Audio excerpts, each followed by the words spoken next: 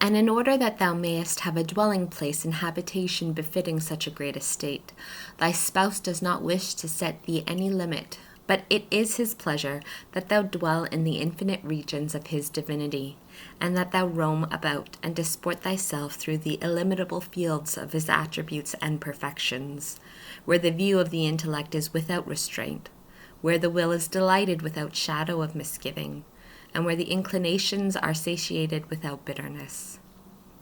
This is the paradise, always delightful, where the most beloved brides of Christ find their recreation, where they gather the fragrant flowers and myrrh, and where the infinite is found for those that have renounced the imperfect nothing.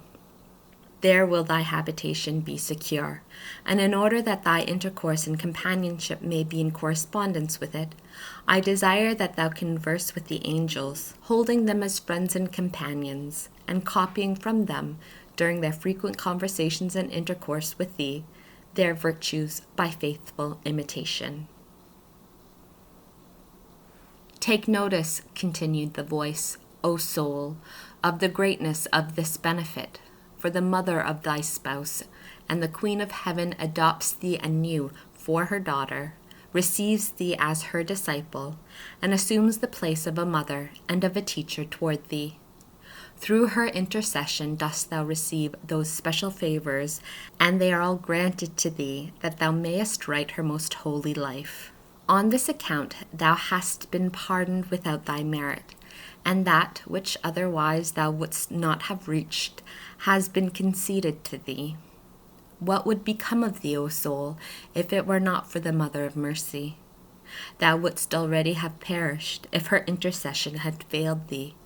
Poor and useless would have been thy works if, by divine condescension, thou hadst not been selected to write this history. But the Eternal Father chose thee for his daughter in view of this work, and for a spouse of his only begotten Son. And the Son received thee to his close embraces, and the Holy Spirit selected thee for his enlightenments. The document of this contract and espousal is written and imprinted on the white parchment of the purity of Most Holy Mary.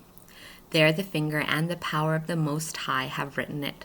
The ink is the blood of the Lamb. The executor is the Eternal Father. The tie which binds thee to Christ is the Holy Spirit.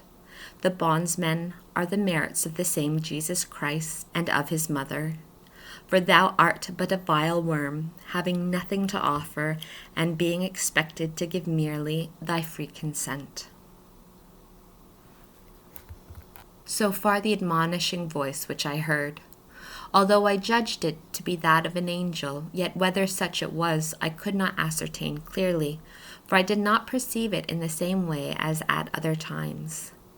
Such manifestations and disclosures accommodate themselves to the dispositions of the soul at the time of their reception, as for instance it happened to the disciples at Emmaus.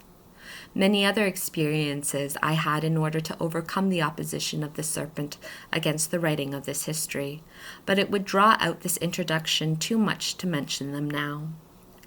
I continued my prayers for some days, asking the Lord to govern and direct me, in order not to make a mistake, and representing to him my incapacity and timidity.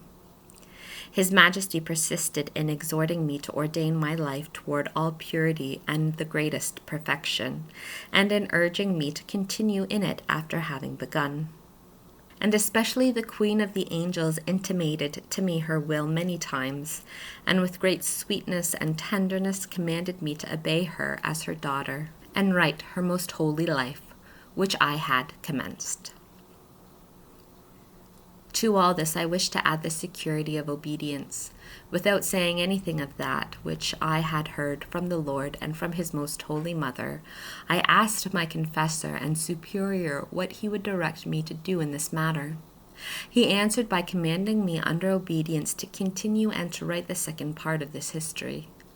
Finding myself thus compelled both by the Lord and by obedience, I returned again to the presence of the Most High, where I found myself one day in prayer, and, renouncing my whole self, and recognizing my insignificance and liability to err, I prostrated myself before his Majesty and said, my Lord, what wishest thou to do with me?"